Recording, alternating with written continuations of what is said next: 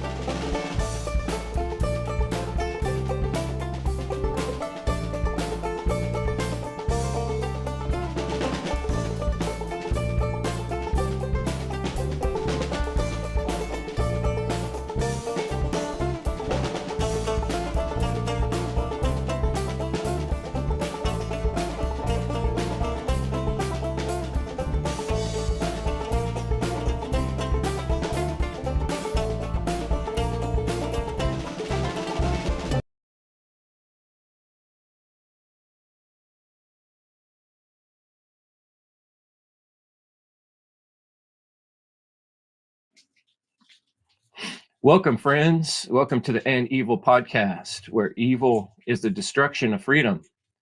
Evil is the destruction of freedom everywhere, all the time. And that's the problem we're working with. Here on the End Evil podcast, we're looking for the light for humanity.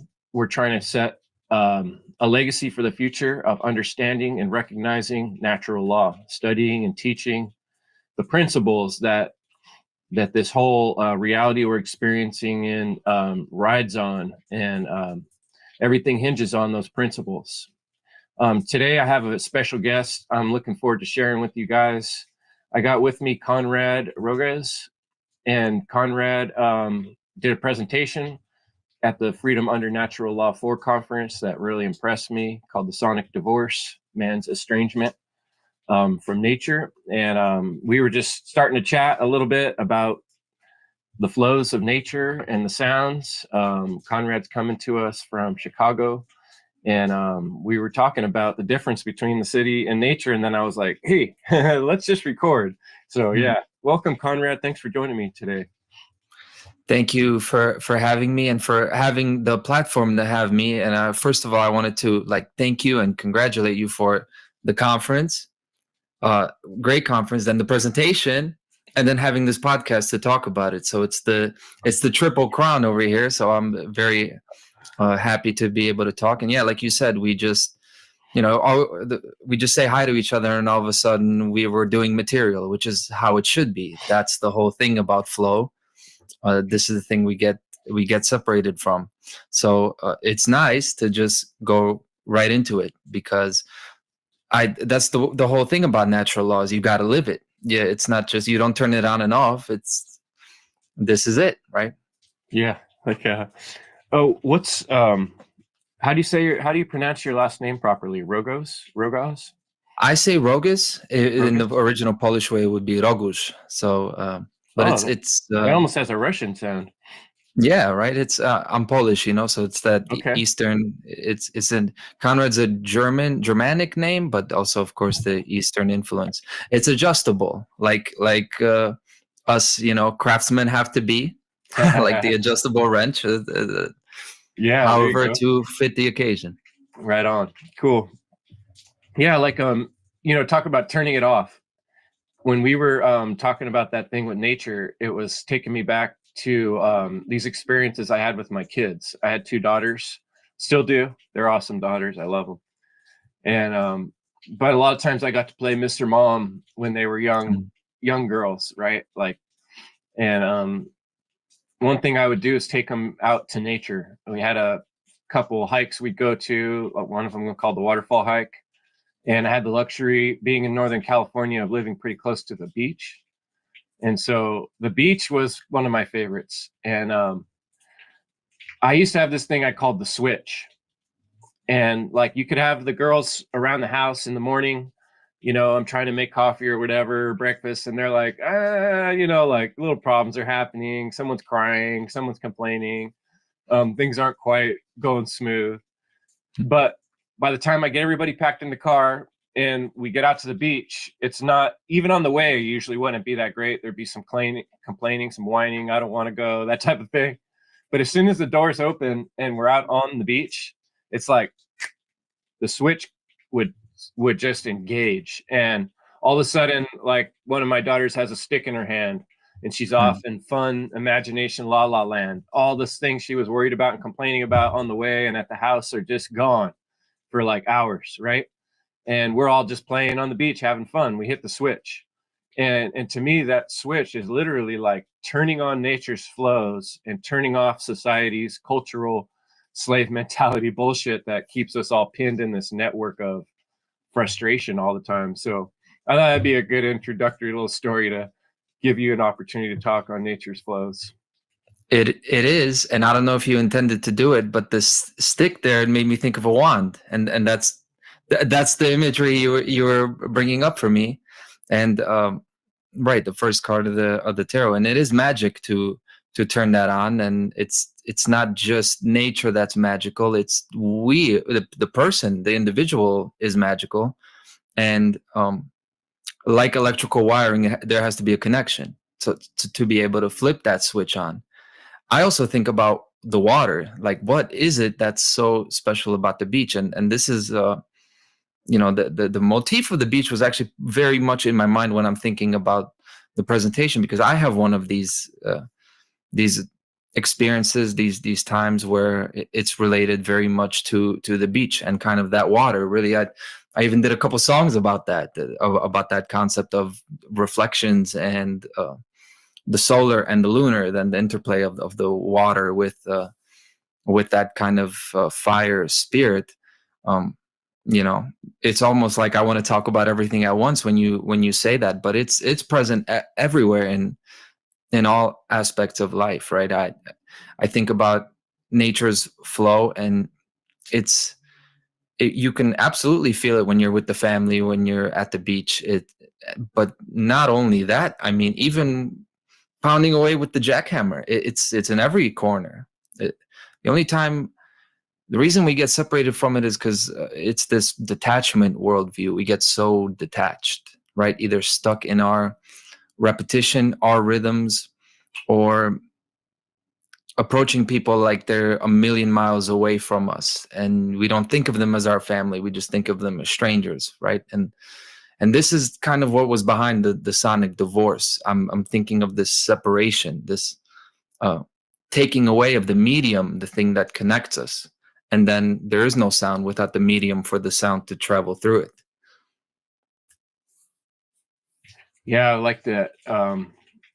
Okay, the waves, the sound of the waves is typically one of the most meditation friendly sounds that's out there, you know, trying to help get people to relax. How about the sounds of the waves? And you're right, that's something you really said in that presentation about nature's soundtrack really stuck with me on this topic, because I've noticed it for a long time. In order to clear my head or get myself straight, I have to go out in nature sometimes and take a walk.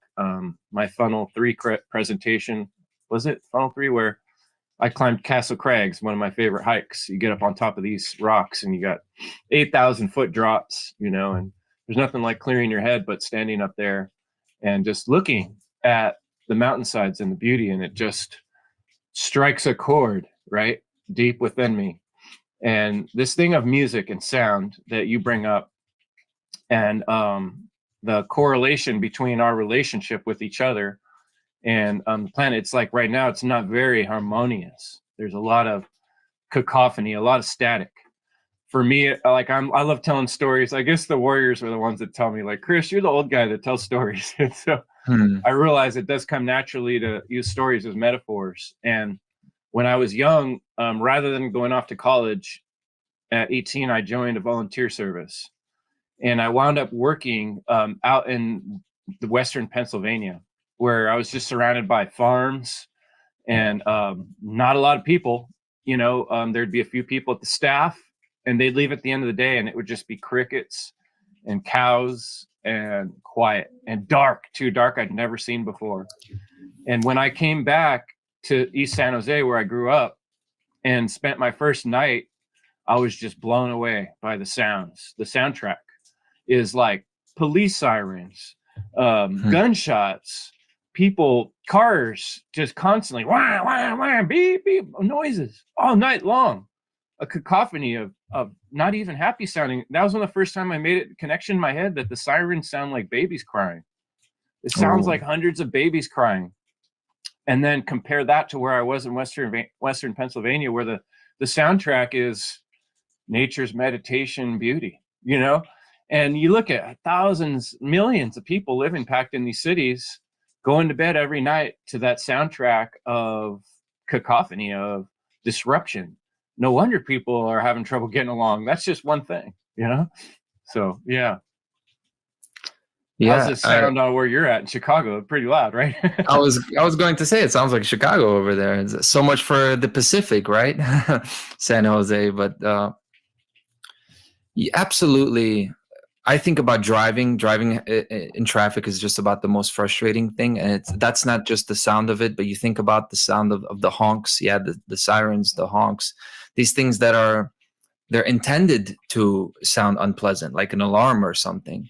It can't be normal for us to exist in that, like in a perpetual state of, I think about like hypervigilance with soldiers or people that, they're constantly in a state where they're on high alert. If we got high alert sounds going on there, I don't see how we can function well under those conditions.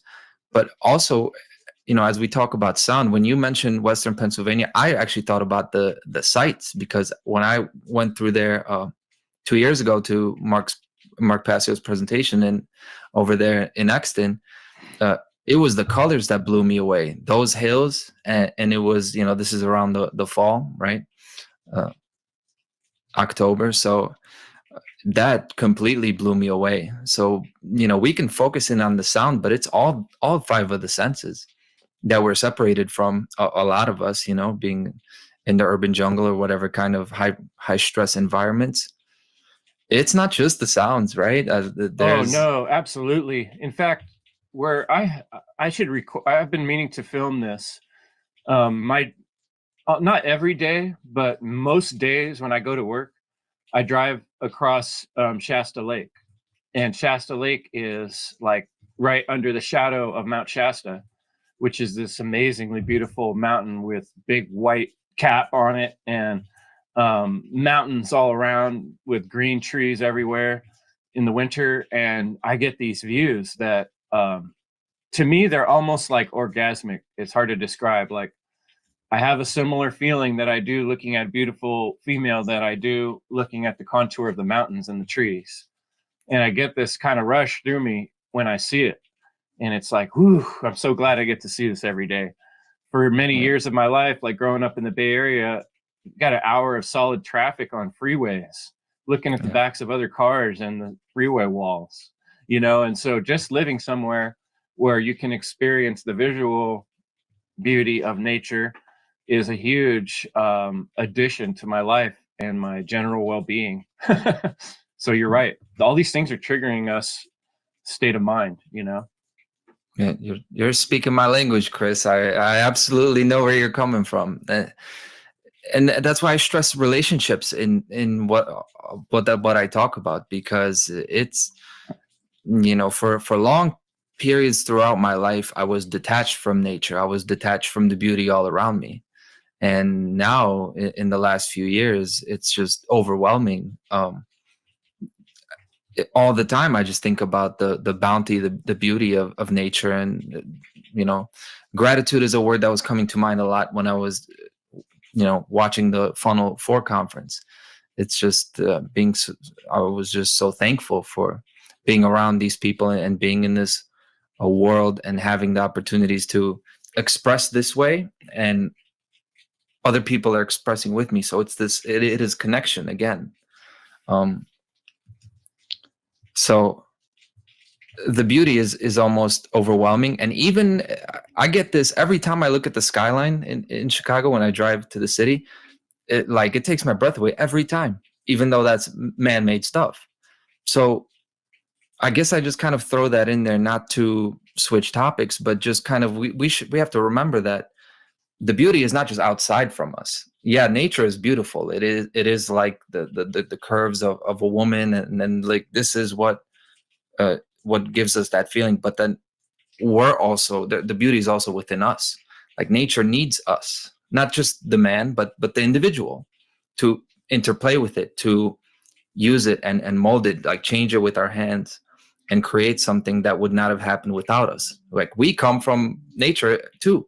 So we're her, but she's also within us, and she's asking us to do more, to create something, to advance, right? This song of life. Oh man, that's reminding me of Brandon Spencer's presentation on the hands. That was a few back he did at a different conference. And then Grouch and there's some rappers that have this song called "These Hands." Motherfucker, these hands built this from the ground up with a foolproof plan. These hands, like everything we bring into existence, and then here I'm a guy who manipulates tools with my hands, and that's one of the ways that you see reality changing in front of us. We're literally putting the blocks together that are going to build something that people are going to walk on. So that's, man, deep stuff, and hit me right where I work.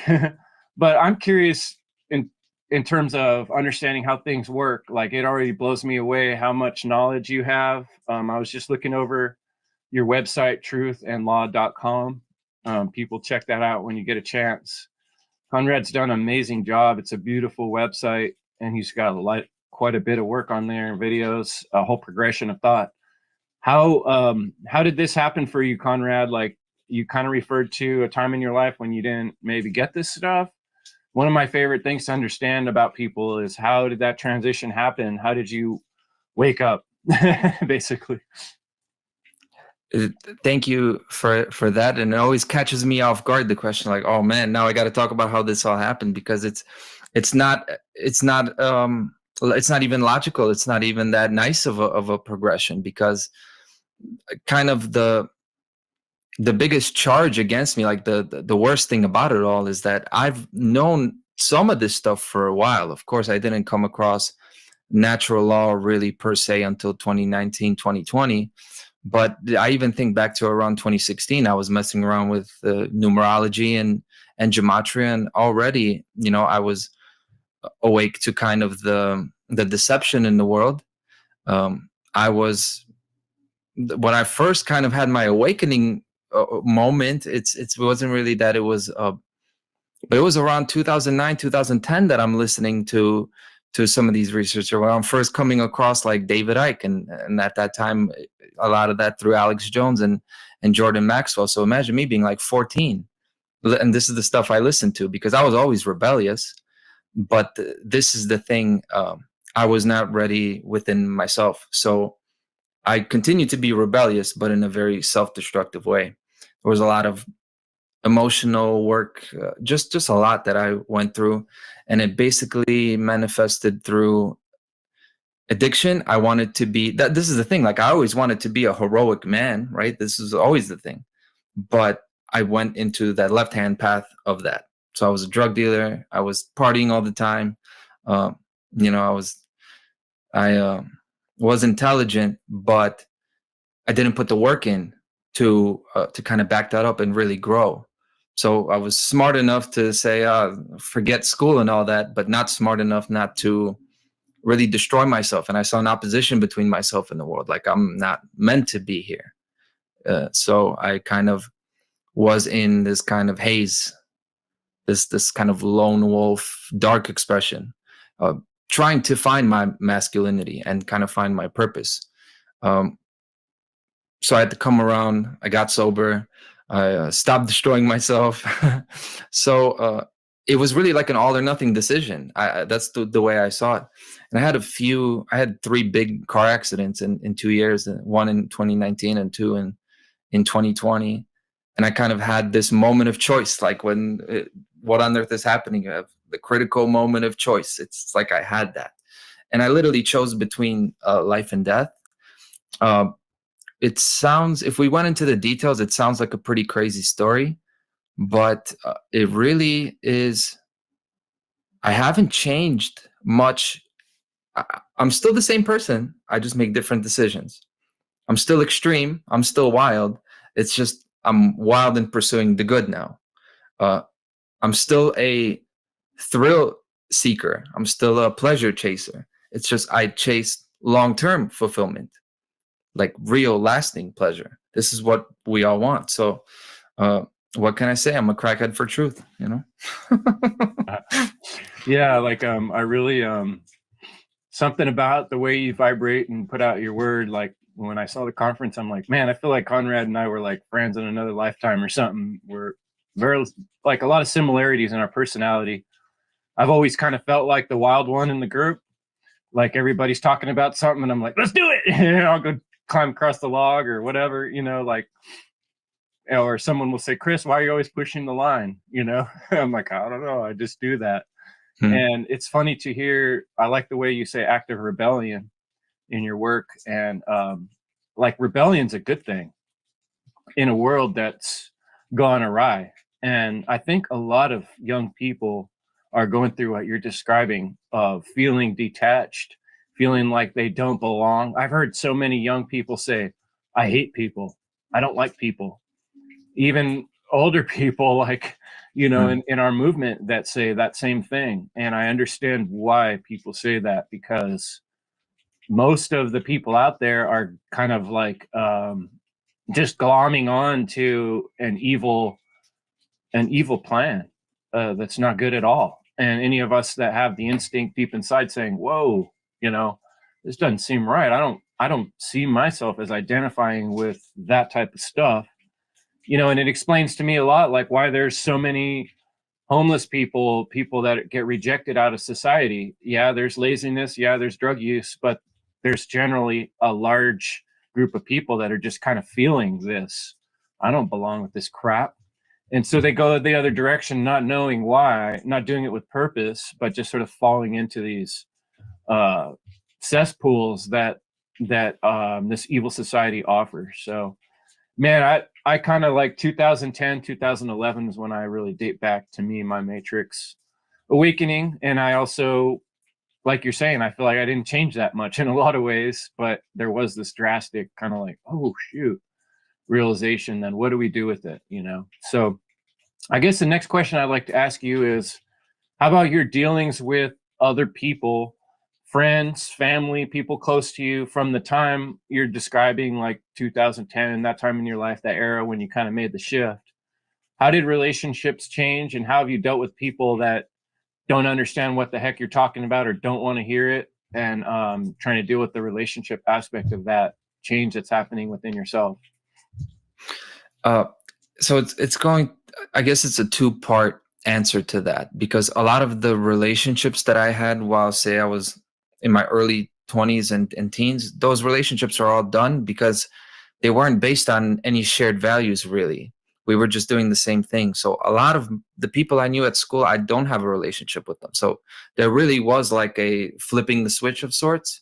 So a lot of those relationships just went away. As far as the people who have stayed in my life, I've been incredibly fortunate. Like, my family is moderately awake and receptive, and I know that's rare. A lot of, not saying that everybody, but a lot of people in this Polish community in Chicago, where there's a lot of us here, they're more kind of more. A lot of them are like very caught up in the conservative aspect of it now. Like they're kind of lost in the sauce. But in general, it's not so much that I'm being alienated from the people around me. Some people around me, like people I work with, I'll be able to tell them about things that I'm working on, and um, they're somewhat receptive to it. Other than that, I know that's not the case for many people. Other than that, these are all new relationships that I've formed with people who think kind of similar to how I think. Or if we don't, there are plenty of people I know who maybe don't have the same worldview or philosophy as I do, but there are good things about them. So I try to cultivate those relationships even with people who, if you ask them what their philosophy is, it's going to be nothing like natural law. It's freedom may be a word that means something different to them, but I try not to push people away. I try to like cultivate relationships with them and find the good things about them, and find what we have in common as opposed to kind of what is separating us. And everybody's going through their journey. Like if you would have talked to me in 2019, there were people that talked to me. They said, "Hey, what are you doing? You're throwing your life away." And they were right, but I couldn't hear them. So everybody's going through that journey, and very important thing is just to kind of be there, to try to be reliable, try to be consistent. So that's when you say relationships with people, that's what I think about. There are not every relationship is different, and I have no problem with letting go of the ones that just they didn't click in the first place. I got relationships with people that are completely based in shared values and everything, and then I got people that are kind of in between, and I guess the key lies in managing how much time you're going to dedicate, and whether it serves both you and the other person, right? Because it's not just what you can get out of people, it's what you can contribute to their life as well. Yeah, it's a lot about a value exchange. And I feel like that's where timing comes in. And when I re-listened to your presentation yesterday while I was working here in the garage, and you brought up timing, and I had to stop and take a note, because I've always had the saying, timing is everything. I say it a lot at work. I find myself saying it there a lot. And timing is everything. When I think back to when I had certain realizations in my life that changed the trajectory of how I make decisions going forward, and there was a timing aspect. If I hadn't have heard the other information before I heard this current information, it might not have clicked the way it did right at that moment. And so I think we need to keep that in mind in relationships with other people. I remember back when I was first looking into a lot of this freedom stuff, I was listening to some podcasts where people were saying, like, if you have statist friends, you need to disconnect, like they were actually like saying, no, you need to insulate yourself from these people. And I understand that strategy on the one hand, but I'm more like you're saying, like consistency and persistence are things that people look up to. And if you can become someone who's trustworthy and reliable, then other people that may be misguided, or maybe I'm misguided, I have to keep that as a possibility in my head. Even however sure I am of truth, I still have to keep that possibility that there could be aspects or ways I'm seeing things that are misguided.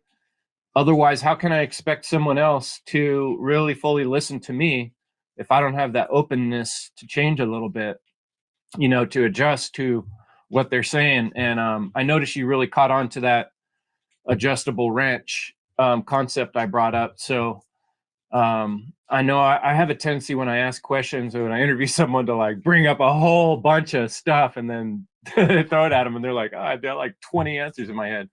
But let's just stick with timing for now. What I'm saying about timing, how does that hit you? Good timing. Good timing, and it relates to, I think, to how we started, because timing is like a thing. It's the perfect shot. If you think about it, like it's just clicking, something is aligning at the right time. Now, we are just going through our lives. There's no way to kind of recreate that timing. You could do your best, but it's like one of these shot, like you wouldn't do it if you tried. This sometimes happens, like you throw over a little nail and it lands like this and it'll land on the head or something like that. It's hard to recreate it, but all you can do is, like you said, the persistence. So all you can do is just kind of be there and put yourself in a position where you're at least allowing that, I don't know, perfection or perfect timing to actually manifest. All we could do is just give nature a shot to work with us, right? It's not so much trying to force the right timing. Timing a lot is just about letting go. This is I focused on this a lot. This kind of flow state, what they call it. You have to be relaxed for it. You can't. It's very hard to press, and everything will be the way you imagine. Oftentimes, then you just end up looking like a jackass. You have to have that confidence to kind of have that slow step where you're, and again, the adjustable wrench where you're balanced. You could go left, you could go right based on what the situation calls for. Not trying to execute this pre-planned, rigid idea and then hoping that it manifests exactly how you imagined it. So like there's a lot of nuance. So when you say you throw out a million things at once, I feel the same. I'm like, man, I'm glad he started talking about timing, because I said like 4 different things. This is how I am as well. And I think I've been thinking timing is so important for so long. And I said this to somebody like a few months ago. I'm like, the universe is just all about timing. And she's like, okay, I don't know how you mean, but like that's the thing. I struggled so much with that presentation. Like, this is like my whole metaphysical view of the universe. How do I present this in 1 hour? This is impossible. Yeah, there's so much correspondence in things. And something I've described as quantum thinking is like when you take one thing, well, it's like a metaphor. That's why I tell stories. You take one thing and your mind makes a comparison to another thing on another level. It's finding 2 points like in a graph that correspond. Yeah, they're in different places, but they're a similar color or a similar vibration, or they have a similar aspect to them. And then once you open up that other dot, a lot of times there'll be 3 or 4 other levels that will start to kind of make sense. And I find myself in conversation trying to jump back between these different levels and trying to bring the conversation back around and make it make sense. And depending on who you're talking to, sometimes it's like, oh, you're making too many jumps there. It's like, well, I'm thinking in a quantum way, but it's sometimes difficult to form your rhetoric when you're doing that. Sorry to interrupt you, but yeah. No, that's that absolutely fits right in. One of the thing in your presentation, spiritual mathematics, which I also listened to last night, you brought up the Mandelbrot set, which I wasn't familiar with, but I am very familiar with this fractal idea, self-similarity across scales, and people may say that the way we talk, like it's not linear. Well, maybe it's not linear. It doesn't mean that there's not a logical progression. Not everybody, it's not always the right approach, right, to talk about things in this way, but it is really cool and like amazing when you can talk with somebody who can kind of follow that. Because when I bring up timing, the other thing I was going to jump to is nuance. And even just as much as timing is important, the word nuance comes up a lot these days in how I think and how I convey, how I see the world. And there is nuance to it. So as soon as I start talking about the way I see something, it's like I see the other, it's like the sword that is double-edged. And I see the other half of it. And I think, okay, we just talked about how, like I just talked about how timing is important. So you kind of have to let go and let things manifest and not force it to happen. At the same time, we just talked about persistence. So you do kind of have to have this blueprint that you're rolling with, so that the person you're talking to, you're letting them, you're giving them that safety, that stability, that where you're trying to take them in this mental progression, giving them a chance to follow you. So you have to follow a straight path. You can't just be going like this all the time. And it's nuances. It's not contradiction. I don't buy contradiction anywhere in the universe. I'm a non-contradictionist. but there's a lot of nuance in the universe, and I think to be effective teachers of natural law, this is going to be key for us to be able to not sound dogmatic. We've been having dogmatic teachings for generations and generations, and it's not going to get the people that aren't already in our circles. We need to be able to relate to them. We need to kind of let them lead for a little bit, right? Not just teach them. We're teachers and students, right? Yeah, it's a tricky balance. There's another word, like I always think of watching my little ones when they were too small to just getting to that point where they're just learning to walk, and they're teetering all the time. And there's coffee tables and there's concrete steps, and there's, you're seeing every little drop off as a parent, and you're trying to find the balance between not letting them break their head open and letting them discover how gravity works so they can manage it. And that you have to kind of like let them fall sometimes. And the same is true of people around us that feels like they're not getting what we're trying to talk about. We have to adjust the way we go about talking about it, or adjust the way we go about interacting with that person to an extent, to finally find that place where we can kind of dial in. That's why I like the adjustable pliers, where we kind of dial in the right size for depending on who we're talking to.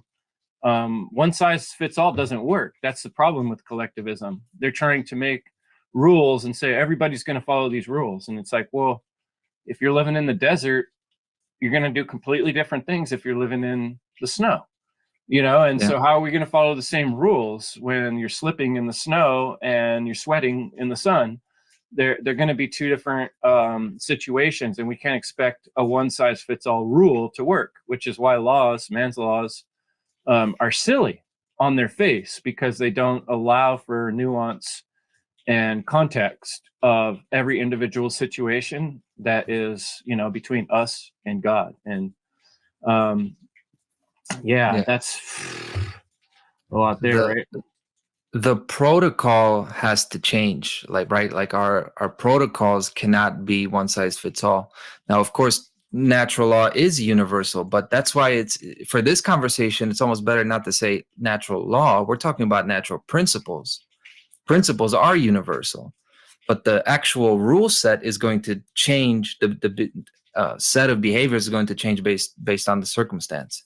So it's totally right what you say about this collective rule set not applying to everyone. And you brought up your girls, and I think parenting is the same. That you also can't have a parenting blueprint, right? Because you're going to have to adjust. I mean, it's this is.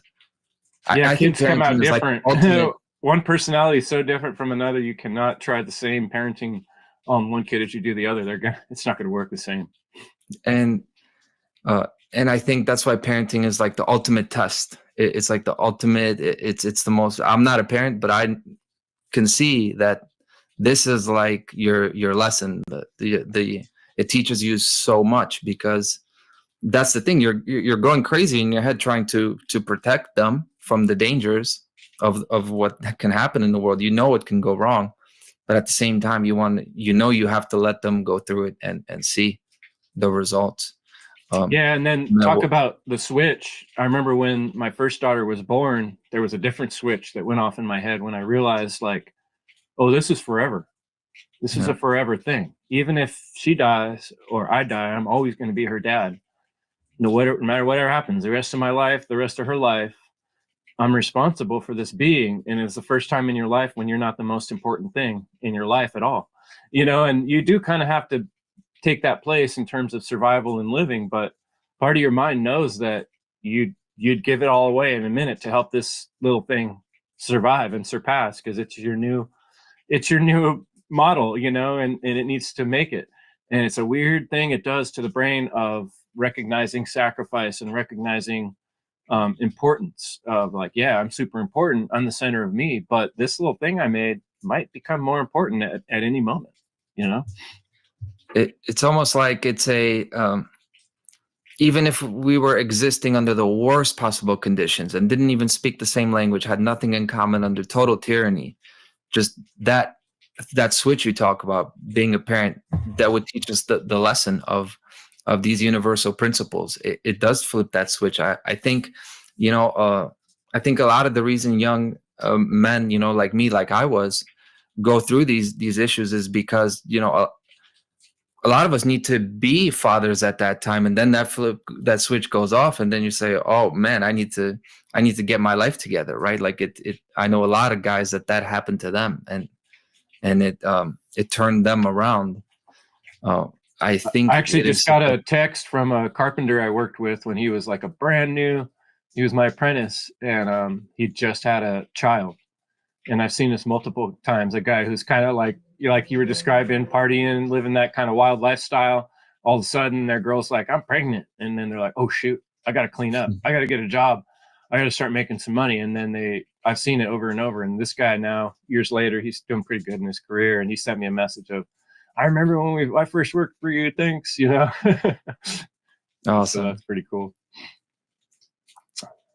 But yeah, I hope I didn't stop your train of thought there. Just reminded me. I'm glad you backed my point up with your real life example, and they're all over the place. We actually have so many teachers, teaching moments like that. It's really everywhere. We going back to sound, like we literally would have to go like this and scream at the top of our lungs to be as ignorant as we are. If you really think about it, there's every day we are taught the lessons that, okay, if you overindulge, you're not going to be happy with yourself. We get taught all the time that there's an inherent selfishness to us. We want things for ourselves. We care about who we are. We want the things that we care about, but at the same time, we need something else.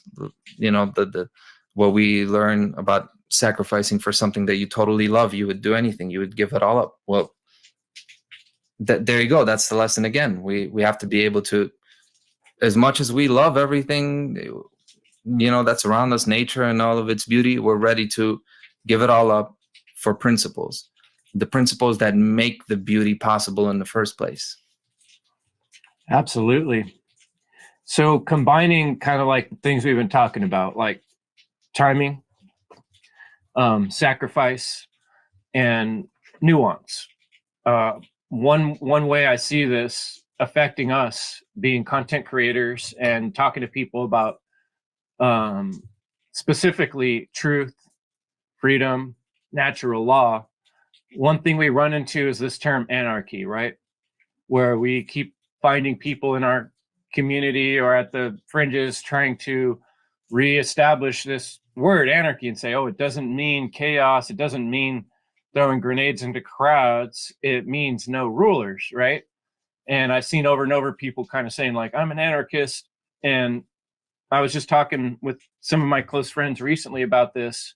And to me, that's kind of like one of those areas that I'm gentle with. I get out the adjustable pliers and I go, well, I don't really like to claim to be an anarchist. And here's why. I'm not living like a true anarchist. I'm not saying to the government, no, I will fight you to the death.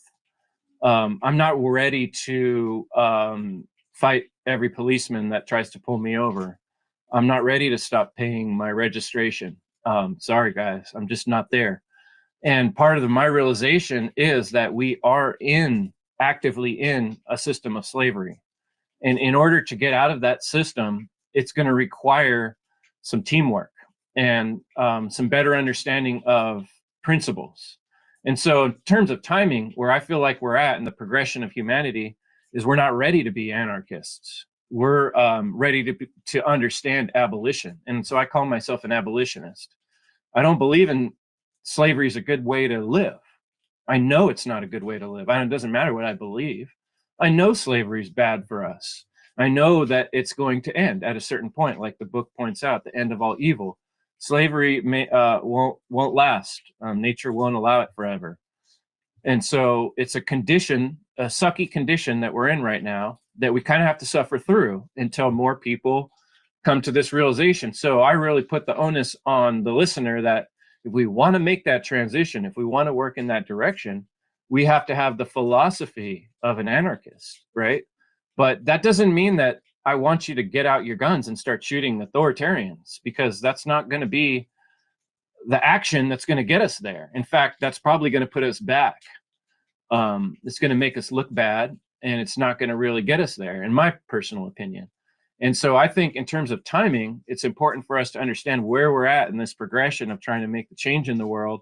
And my point is that we're still on a philosophy teaching and learning what natural law is before we can really get to the rhetoric stage of really like putting that wisdom into action as teams, as groups, as organized individuals. I'm curious your take on that. I like the way you break down that nuance there. Not only would the armed rebellion now be not successful, if it was going to be successful, then I would be like, okay, we can at least consider it. But the issue here is not even that. It's not that we have the tyrants and the abusers that exist. If we remove them, we're going to put the same thing into place in a few years and a few generations. Once again, because the change has to happen in the mind first. It's not the power that rules over us that puts us in this condition of slavery. It's the power vacuum that we've created by being loyal to things that hurt us, not being developed, actualized individuals, hurting each other, and not addressing the things that go wrong within households, within families, right? I think about how can we even talk about systems of government if we haven't solved the pervasive issue of, say, child abuse. Is just one of the things, right? It's just like one of these things that go wrong all over the place, and that's even that without, if we take the government out of it, just what we do as individuals. So I've said both. I've identified myself as an anarchist to kind of show that, hey, this is my worldview, and I'm not apologizing for it. I don't need any rules. All the laws are coming from the universe, and I can understand them, so I don't need any external authority. I've identified myself, like you say, abolitionist. It's good to identify in reference to the actual problem, which is we're in the state of tyranny and we want to get out of it, as opposed to anarchy, which could sound like you're really detached from it, like you're just not recognizing it. It's one thing to not recognize the control system, but then also we have to say, okay, but the control system is here. It's got the boot on our neck. We want to get the boot off of our neck. Both of those are true. I've identified myself as an American patriot to make that point that, hey, I'm an immigrant here. I'm from Poland, right? But I'm living the principles of this country. And of course, I'm opposed to government, but not everybody is. Like, not everybody's ready to be this kind of a warrior type, on YouTube or in whatever other aspect. And I think like our daughters and people that are going to be existing within the system, they're not going to take their AR-15s and go to to do all that. Why shouldn't they work within the system and appeal to put the pressure on government to do at least what they claim to do, at least follow the Constitution? Not that I'm supporting the Constitution, but I see us as we got to have a full frontal attack on the control system from everywhere. The anarchists, the abolitionists, the voluntarists, whatever we call ourselves, okay? Even the anarcho-capitalists. And, there seems to be a common law movement gaining some momentum. Let's work together with those guys. We can all do that. And there's a different, like the thing about timing, that there's a different language, a different note that you could play for other people to get them to understand that it's going to click for them. So I fully agree with you there. Yeah, and that's kind of where I thought maybe we go next is, kind of working towards the more solution. What are the notes we play? What are the songs we sing? How do we actually liven our friends, family, communities to recognize these principles? Like I thought of another, here I am, Mr. Allegory Metaphor Man. We used to have to clean this big giant concrete floor at the mess hall of this camp I used to go to, right? And you first went through with the dry mop and the brooms to get all the dust up. Yeah. And imagine if someone just kept saying, let's just mop. Let's just get to the mopping because that's the finish, right? And that's almost like describing anarchy, like let's just get rid of the rulers, right? But if you didn't take the time with the sweeping process first, and you start getting out the wet mop and dipping it in the water and mopping the floor when there's still a bunch of dirt, fragments of dirt all over the floor, what's going to happen? Well, your water in your mop bucket's going to get dirty instantly. The dirt's going to be all over the mop. And all you're really doing is spreading the dirt all over the floor. So when it dries, you're going to see these big swirls of dirt. And it's kind of like what you're describing, trying to start changing the world without doing the actual work that needs to be done first, which is dealing with our process of thinking and philosophy. So philosophy, I see as a survival mechanism going forward for humanity. We have to get our head right. And I also imagine this as like an alcoholic.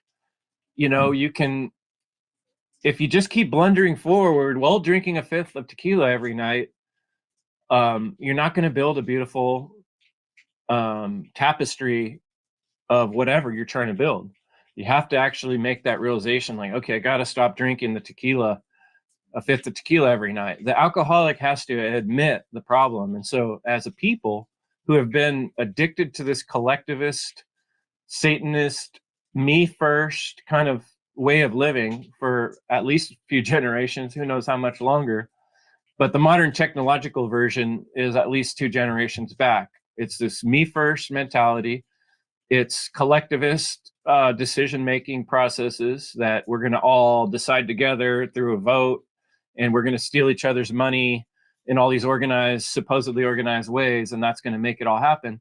As long as we keep accepting that, the mentality of the largest percentage of people, we're leading ourselves into a trap. So I propose that to you. How do you see the solution working? How do you see a change manifesting, if it is possible? Overall, it's just, I don't mean to just repeat myself, but overall, I see the solution as being the same way we got into the problem in the first place. Incremental, tiptoe, influence from all different directions, slowly getting to the state of freedom by making it the desirable thing, the cool thing, the enjoyable thing. It's really the exact dark occult process that got us in there in the first place, reversing that by actually being very crafty and mindful with the truth, and showing people that love is on this side, beauty and happiness is on this side.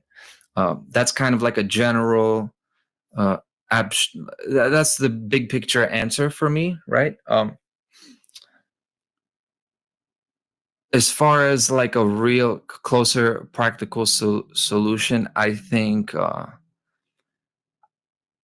the urgent, like the real battleground is relationships between men and women, because I see, maybe this is not everywhere, but I see it in the city that I'm from. It seems like there's such a division, such a detachment. This is the idea behind the sonic divorce. If we don't have these families, or even before you get to the family, even just striking a conversation, there seems to be this distrust, or this idea that you already know, you don't, there's no wonder in meeting a new person anymore. Everybody is so alike.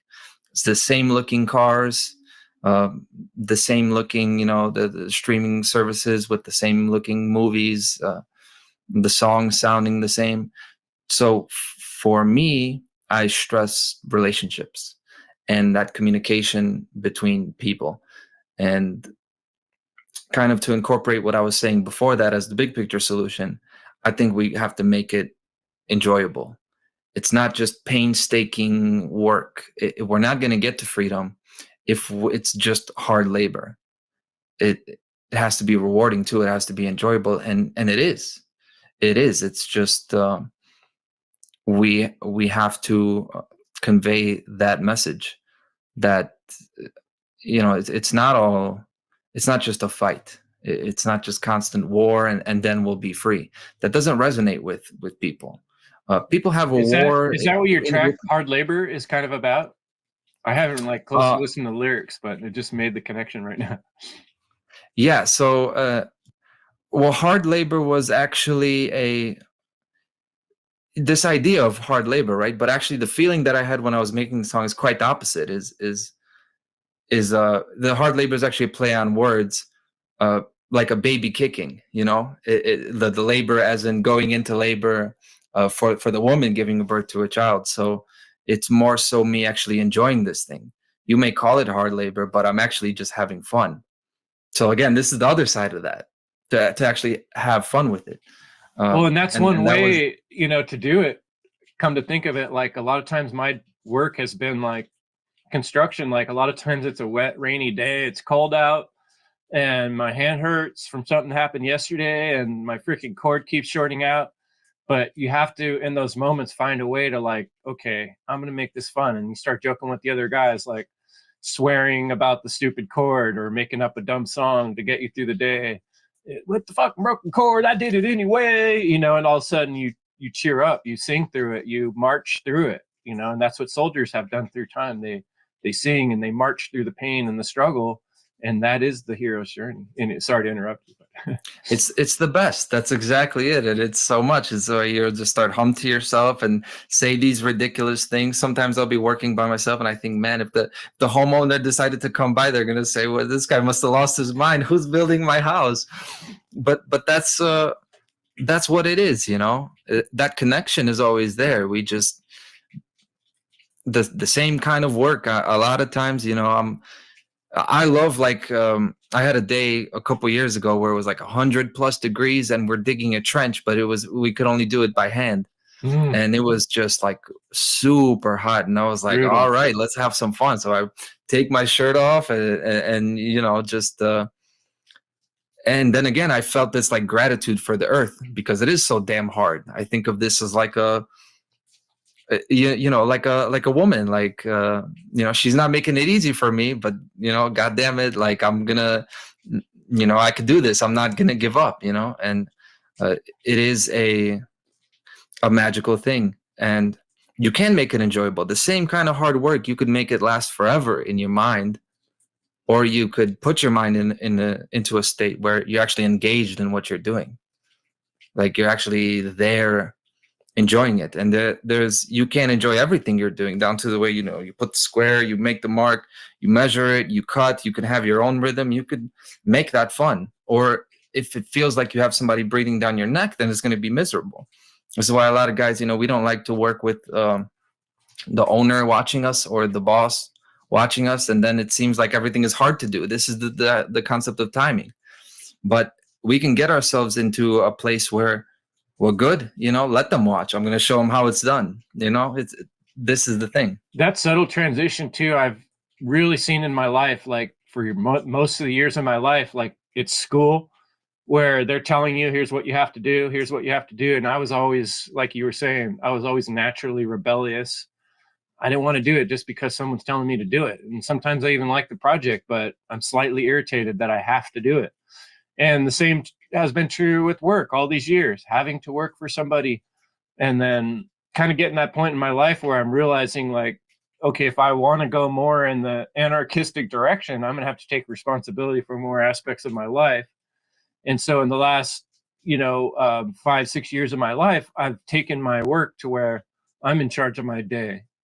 And when I work for people, it's me and them most times directly, not 100%, but as much as I can.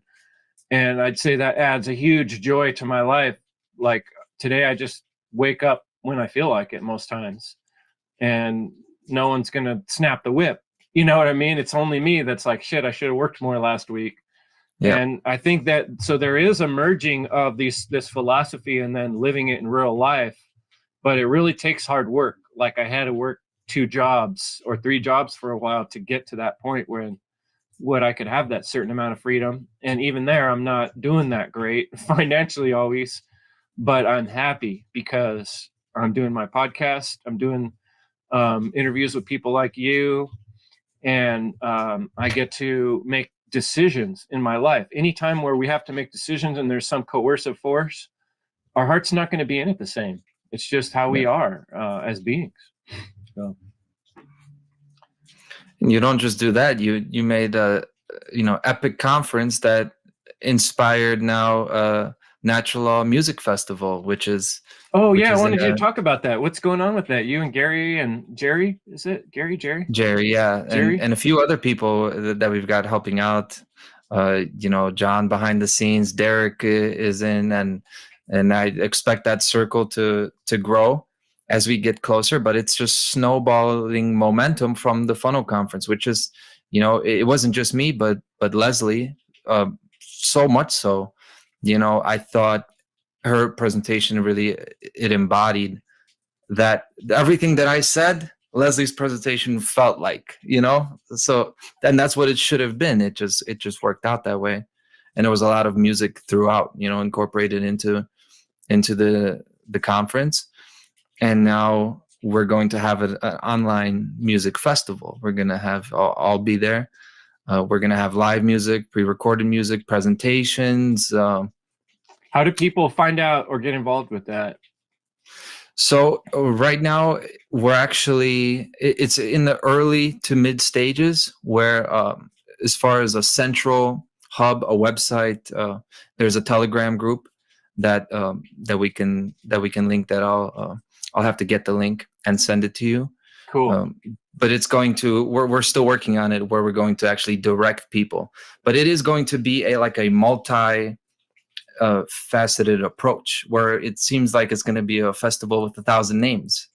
Is it going to be sound path? Is it going to be nature's rhythm? Is it going to be a soundtrack of freedom?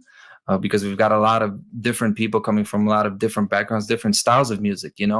Like I'm not a real musician. I talk over beats. I got rhythm and stuff. Well, that's real for me, man. I like it. Thank you, but you know what I mean. It's just that it's a total different world than someone who's singing, who's playing the guitar, playing the drums. Crip Rick is involved in that as well, right? So we're blending a lot of different genres, and I see that again. The metaphors and allegories. It's just like how we get to the state of freedom. You got people that they don't have to speak the same language, but they're feeling the same energy, the same sound. We're all trying to get to this thing. Everybody's getting to it in their own way. And so we're looking to really capitalize on that and have a song we already have the philosophy. Now we're going to put the music there to accompany the philosophy, our worldview, natural law, and everything that we care about. This is another thing. It's just like another chapter in all of our stories as these content creators. This is I think we both feel the same way. This is not just about us, but this is a story about us too. It feels like our lives, that individual journey, the heroic path, or however you want to define it. We're not just discovering the truth about the universe, we're discovering the truth about ourselves. And when you look at art and music, it is that kind of manifesto, that expression, showing where you came from and your experiences that are going to be totally unique to those of someone right next to you. But at the same time, it's going to show how much you have in common, not just your differences. So I'm really excited about that. Yeah, I'm looking forward to that. It's actually, for years I've done some songwriting myself, and it's been a while, like since I got more into the podcasting, I've kind of put that aside and my guitar is just catching dust. But I actually had out my little music making iPad the other day, and I was actually using that beat that you put in your presentation, and I was like, I wonder if I can make up something to this, and it's kind of got that juice flowing in me again. But everyone can express in their own unique way, and I do think like that was one of my biggest takeaways from Humanity Rising, the Funnel 4 conference, is that like since I started doing the work of podcasting, talking about natural law, I remember when I first started out, I did like a series that was very logical, It was very left brain, thought out. Like, first we need to talk about value, and then we need to talk about interconnectedness, and you know, and I'm realizing that left brain approach is great for me to think it out and figure out my rhetoric. But as far as the listener, people are easily, more easily drawn into something through feeling and emotion. In fact, we study marketing people make decisions almost always from their heart, from their emotions. And so I think in terms of marketing, selling, getting this message out to people about natural law, freedom, truth, I think our creative expression is that level of mastery that we've already studied the left brain process of getting to these conclusions, and we understand the rhetoric in our head, but now we're able to kind of freely express in a repetition, in a flow, in an imaginative self way that's unique. And that's word you used in your presentation that I really appreciate too. Like, your unique, imaginative, creative expression really brings out that divine part of the universe that someone can relate to and be inspired by and light that fire and get their hands moving. So yeah, Thank you. I'm pretty inspired by that, and I'm glad to see people connecting, and that's what it's all about. Thank you. Yeah, I think it's crucial to show that a creative part of yourself, because also we want to show people that, you know, we're not just like a professor. We're not these icons that are going to just spit out all this knowledge. Like, people have to relate to us. We have to relate to each other. So this is the thing about music is, you know, you might make mistakes. You're going to show a part of you. It's like very much bearing your soul and exposing your emotions. It's always a risk. There's an inherent risk anytime you're going to, you know, reveal the innermost things about yourself. But when you do it, this is how we show that we're real. This is the advantage we have, that, hey, we're actually the real deal. So you can check, you can verify for yourself. In a world where, you know, online there's a million things, and sometimes it's hard to tell, you know, this guy's saying the right things, but it just doesn't feel right. So this is our, this is our authenticity that we bring to the table. Another awesome word. I like that you use authenticity. Yeah, and by keeping our face and our names out there, I think that's part of the thing that I really appreciate. The content type of creators that we look for the Funnel Conference are people that are doing what you're describing, that are really just bringing it straight from their heart. Like, I'm Konrad Rogoz, yeah, and here's what I have to say, and here's my rap. Take it or leave it. You know, it's like you're just opening your heart to people, and if they don't want to hear that or take that, that's their hard, callous decision. You know what I mean? It's a very heart-opening, welcoming thing that we're doing for people, you know? Yeah, starting with a very simple thing of just first name and last name, regardless of what that means to you. Like, imagine if Nikola Tesla was like Nico Lights or something. You know, why this has never happened in history? Why do we now insist on anonymity and kind of putting on a face? You know, avatar. Yeah, and there's a lot of that. Getting us used to it in so many ways, right? MySpace, Facebook, all these things have been training us. Your little thing on your phone that shows your, you know, is that you, or is that a projection of you? Yeah. Well, that's a nightmare. You know, imagine you meet somebody, you meet a girl, or really like a girl meets you, and then it's all good and nice, and then you actually meet, and then you go home together, and it turns out this guy was not what he was saying he is. Why do we do that? That's the worst. Yeah. This is what destroys the world more than anything, right? Like so duality and polarity. How do you meet? You know, it's something I asked a lot. How do you meet somebody in a romantic relationship when everybody's wearing masks?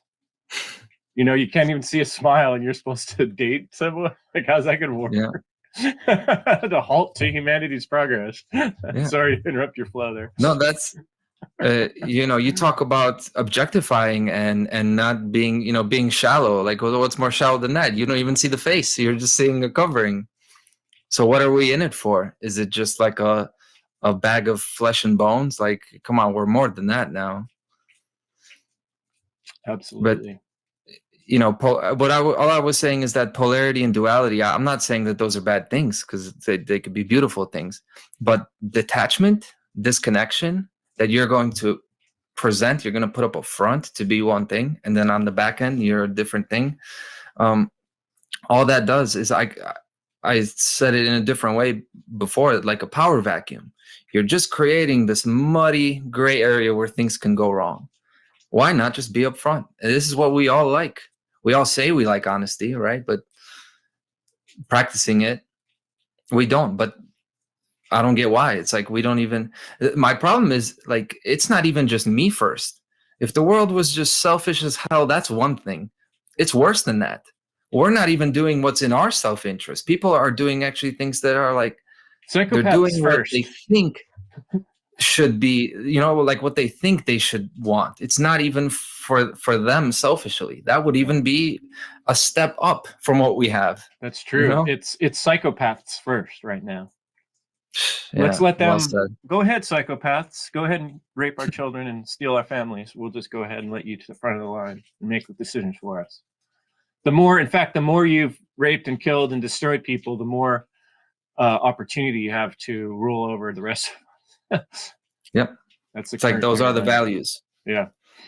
Yeah. Wow. It's pretty sad shape. Wow. Look, it's 11:11 on my clock right now. I've been having 1:11 for me. So are you perfect. serious? I've been having like a series. Like yesterday, it was like 3:33, 4:44. I was just like hitting on all. Today's 3:30. You know. Is it? Wow. It's all meant to be, Konrad. Absolutely. Well, we've been going at it for a good hour here, and great introductory hangout here. I'm looking forward to getting together with you again in the future. Maybe we could do a more focused breakdown on something. But Yes. I'll give you the floor right now if you want to talk about anything that you want people to hear, future work, where people can find you, all that type of thing. Go ahead. The floor is yours. Also didn't expect that. So today I'm planning to do 3 videos. Like, in the short term, I got a lot on my plate right now, right? But it's just my show This Week in Tyranny is week in and week out. I don't do it because because I have to, but I do want to show people the consistency, right? And the stability. Hey, no matter what happens, guys, you could count on me. I'm going to be talking about something This Week in Tyranny every week. If you don't hear from me, then that means I've been arrested or I'm dead, because otherwise I'm going to be doing my show. As far as long-term plans, it's the Natural Law Music Festival, which is still a flexible down to the name. That's Freedom Soundtrack Festival is coming in this fall. We're looking at last week of August, first week of September, that kind of that Labor Day weekend. So look forward to that. In the meantime, so truthandlaw.com is my website. Soon I will transfer it. Truth and Law is still going to be a thing, but I'm going to transfer it to konradrogoz.com. I've got somebody who agreed to make my website. So I know that's a difficult thing to do, but hey, she expressed her willingness to do it. So I'm looking forward to that. So look forward to that soon. And by the time I'm 33, I'm going to write a book is a thing. I've never said this before, but it is going to be like this whole thing. I'm going to put it into one really set that's going to be like this. It's going to be everything. It's going to be music. It's going to be philosophy. It's going to be about art, everything. So I've never really announced that before, but I think it's been a really special show that, thank you for having me on here. And yeah, we just got started. So we'll be back at it before you know it. Right on. Yeah. And that on the book thing, I want to let people know, if you don't have a copy of The End of All Evil, go to my page on endevil.life, and you can either hit me up through email, and we can work out how to get you one of these copies. And I also put a button on my website, but no one's hit it yet, so I don't know if it's working. So if someone could give that a shot, I'd really appreciate it. And I'm working on my own book, and this is the first copy I have. How Wow. to Become a Hero, the book that changed my life, Wow. by Chris Jansen. And it's still in progress, but it's going to be released sometime this year. And I want to thank Sarah Cross for her help on getting me going on that. It's something I've been working on, like you were saying, for a long time. And after the funnel conference, she kind of gave me the kick in the butt I needed to really focus in on it. And I got that version printed there. It needs a lot of work, but it is a thing, and it's going to be out soon. So hope that inspires you too, Konrad, to get your book going. It's so much easier It's than it amazing used to how, be. You know, there's so many tools out there to help get it done. so you already gave me the floor, and now I'm jumping in again. I just thought that it's amazing how women bring out the heroic in us, right? Yeah, and actually, we were talking about social media. You know, for years, I stayed away from it. I actually had a flip phone. I remember in construction, I kept getting mad because the other phone would flex in my pocket and weird things would happen. It would call people or cancel people. So I went out and got a flip phone. This is the most simplest one I could possibly get. And I just rocked that for a while. And then it was towards the end of that when I finally realized, like, oh, I should use Facebook to find other people that study Mark Passio's work. And I started a group there. And that was how I met Leslie Powers, who is, Wow. you know, the most beautiful, awesome woman. And we spend every day together. And that wouldn't happen if it wasn't for that weird CIA control device called Facebook. So, you know, like you said, it's a sword. It's all in how we use it. And just because it's an evil device created by psychopaths does not mean we can't find a way to grow love out of it, because this universe is made of love, and it all comes from the divine source. And so those of us that recognize that, it's hard to trip us up once we're locked on. So I know I'm so glad you're locked on, and the way you talk about your commitment, and that's how I feel too. We got to be persistent, and we got to keep at it, and let nothing stop us, you know, not even death. I'll come back again. I'm gonna haunt you Absolutely. people with freedom and natural love. All right. You get the final word. No, I'm not topping that one. That's awesome. There you go. Thanks so much, Konrad. It's been a great chat, and I know our folks out there who are watching are really going to appreciate this. Check out Konrad's website and go to freedomundernaturallaw.com in the meantime. And there's a link to Telegram group, and there you can find out about, until we get that link together, about the music, Truth in Music. At least you can find us through the tap link, the Freedom Under Natural Law tap link. That's where it all kind of sprouted from, as I recall. And I'm sure we can get the link somewhere in this or future. But great chat. And evil is the destruction of freedom, folks. Let's pass that word along, and we'll see you next time. Thanks much. Thank you.